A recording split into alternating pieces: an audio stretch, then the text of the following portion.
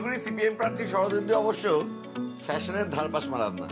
রোজকার যে জীবনে আটপৌরে জীবন, সেখানে প্যান্ট, খোলা একটা শার্ট আর চটি বা জুতো পরে এই ঘোরেন। তবে এই ভোটের প্রচারে যেতে হবে, ফলে সেই আবার স্ত্রীর স্মরণাপন্ন শরদিন্দু, তাই তো? একদম একদম ক্ষেত্রে আমি হচ্ছে একদম আমি দুর্বল এই ক্ষেত্রে। আমার ওয়াইফ তিনি আমাকে ঠিক করে দেন আমি কোন জামা কাপড় পরবো, কিভাবে পরবো, সেটা হচ্ছে যে কালার ম্যাচ করার বিষয় তিনি ঠিক করে দেন। আমার জামা কাপড় তিনি দোকান থেকে কিনে নিয়ে আসেন। আমি সাধারণত শার্ট প্যান্ট পরাটাই আমার কাছে বেশি পছন্দ আমার কাছে, এবং আমি সেটাকে গুজে পরতে আমার ভালো লাগে।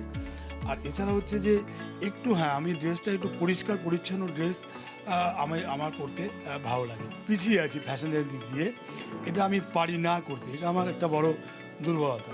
আমি কোনোভাবে বাড়ি থেকে বেরিয়ে যাওয়াটাই আমার কাছে প্রায়োরিটি হয়। এবং জনগণ বাইরে বসে আছে, জনগণ রাস্তায় দাঁড়িয়ে আছেন, কাজ করতে হবে, সেটাই আমার কাছে প্রায়োরিটি হয়। আমার ঘড়িটাও পরা হয় না, ওই মোবাইলের ঘড়ি আছে তা দিয়ে আমি দেখি।